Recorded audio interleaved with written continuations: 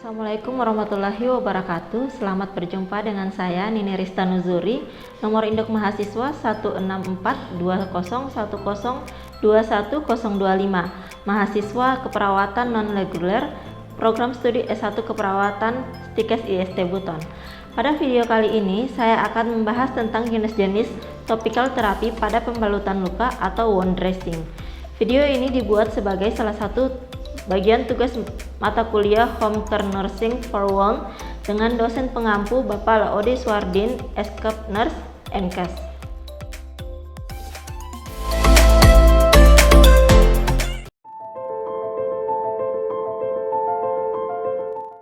Perawatan luka telah mengalami perkembangan yang sangat pesat, terutama dalam 2 dekade terakhir, yang ditunjang dengan kemajuan teknologi kesehatan. Di sisi lain, isu terkini manajemen perawatan luka berkaitan dengan profil pasien yang semakin sering disertai dengan kondisi penyakit degeneratif dan kelainan metabolik. Kondisi tersebut biasanya memerlukan perawatan yang tepat agar dalam proses penyembuhan luka bisa optimal. Oleh karena itu, sekarang ini banyak sekali inovasi terbaru dari produk-produk perawatan luka. Salah satunya adalah topical therapy wound dressing. Terdapat beragam jenis topical terapi untuk wound dressing dengan segala kelebihan dan kekurangannya, yang penggunaannya disesuaikan dengan kondisi luka yang dirawat. Berikut ini kami paparkan jenis-jenis topical terapi wound dressing yang berhasil kami rangkum dari beberapa sumber.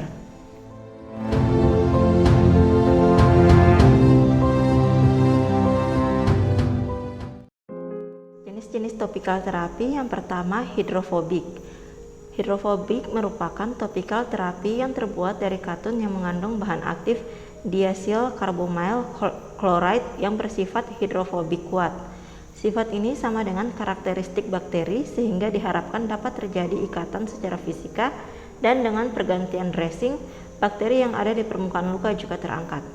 Kelebihannya dari terapi hidrofobik antara lain, yang pertama, mengikat mikroorganisme pada luka sehingga menimbulkan kolonisasi yang pada akhirnya mencegah atau meminimalkan resiko infeksi. Kemudian tidak menimbul resistensi, tidak bersifat sitotoksik utamanya bagi jaringan granulasi, dan tidak menimbulkan alergi. Untuk kekurangannya yaitu pertama, tidak dapat menyerap eksudat yang banyak, biasanya membutuhkan secondary dressing. Contoh produknya dari terapi hidrofobik antara lain Cutimed Sorbac Dressing Pad, Cutimed Sorbac Ribbon Gauze, Cutimed Sorbac Swab, Cutimed Sorbac Tube Vers, yang keseluruhannya merupakan produk dari BSN Medical.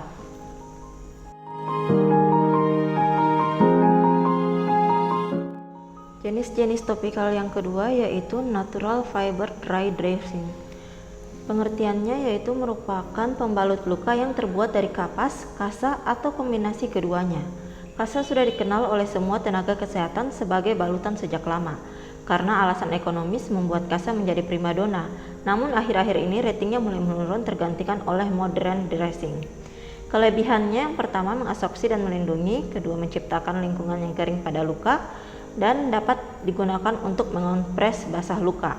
Untuk kekurangannya, sangat jauh dari kriteria balutan ideal, tidak cocok untuk luka pada dermis dan subkutis, dan serpihan katun dapat menjadi benda asing yang menghambat penyembuhan luka. Untuk contoh produknya yaitu kapas dan kasa atau gauze. Jenis terapi yang ketiga yaitu semi-permeable film dressing. Pengertiannya merupakan topical terapi yang dilapisi dengan bahan perekat tipis, transparan, mengandung polyurethane film, permeable terhadap gas tapi impermeable terhadap cairan dan bakteri, mendukung kelembapan termasuk pada nerve endings hingga mengurangi nyeri, dan yang paling penting adalah memudahkan inspeksi pada luka. Untuk kelebihannya yaitu permeable terhadap gas, impermeable terhadap cairan dan bakteri, dan mengurangi nyeri sebab ujung saraf dipertahankan tetap lembab, serta memudahkan inspeksi luka. Untuk kekurangannya, tidak dapat menyerap eksudat, tidak cocok untuk luka dengan eksudat sedang hingga banyak, dan bila tidak hati-hati saat melepaskan dapat merusak jaringan. Untuk contoh produk yaitu Leukomed, Opsite, dan Epiview. Jenis topical terapi wound dressing yang keempat yaitu foam dressing. Foam dressing merupakan topical terapi yang mengandung polyurethane foam tersedia dalam kemasan sheets atau cavity filling. Dressing ini sangat cocok digunakan pada luka dengan severe hingga high exudate. Kelebihannya, pertama, mendukung suasana lembab pada luka, memiliki daya serap tinggi, dapat mengikuti kontur permukaan kulit. Kekurangannya tidak memungkinkan terjadinya autolysis debridement. Contoh produknya yaitu Alevin dan Hydrasorb.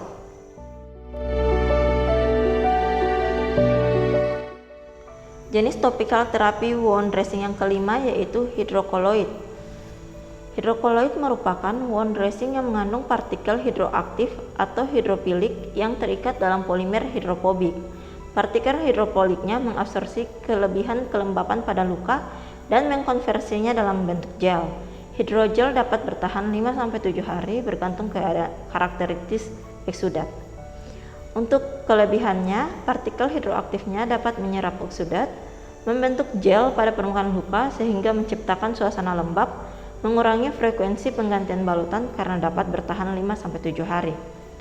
Untuk kekurangannya, tidak direkomendasikan untuk luka yang terinfeksi bakteri anaerob, melengket hingga harus hati-hati saat menggunakan pada tepi luka yang mudah terkelupas dan kurang cocok untuk luka dengan cavity.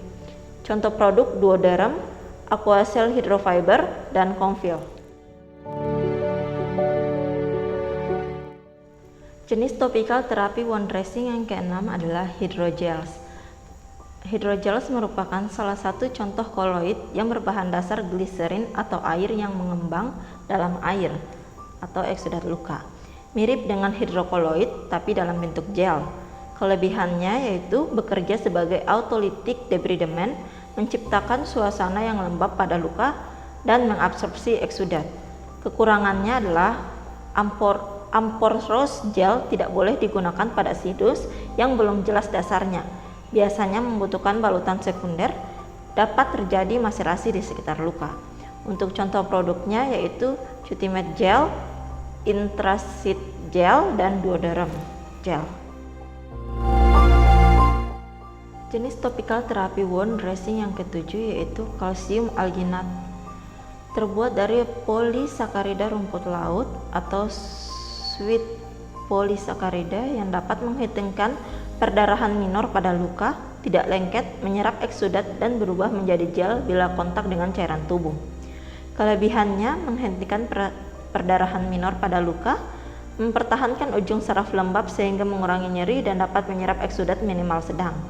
Kekurangannya biasanya membutuhkan secondary dressing, kadang sulit membedakan antara pus dengan gel alginate yang berbentuk, dan tidak cocok untuk luka kering. Contoh produknya yaitu Caltostat, Algicite, dan Comfil Zipsorb.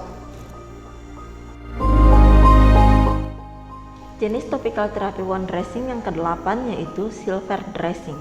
Silver dressing cocok digunakan untuk luka kronis yang tak kunjung sembuh, memiliki kemampuan dalam mengendalikan kolonisasi bakteri pada permukaan luka sehingga mempercepat reepitelisasi hingga 40% dibanding penggunaan cairan antibiotik.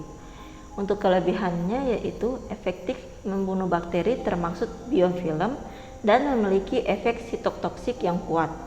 Kekurangannya, penggunaan yang lama dapat menyebabkan kerusakan fibroblast dan menghambat proses granulasi dan proliferasi sel. Untuk contoh produknya yaitu Acticot.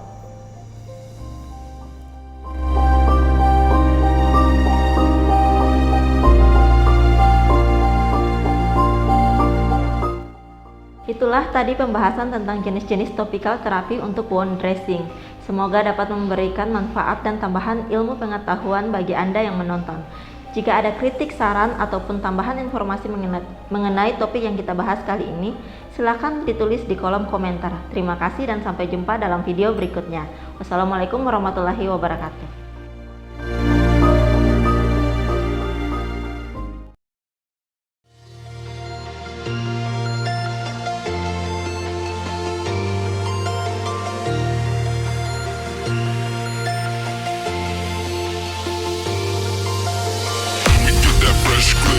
do you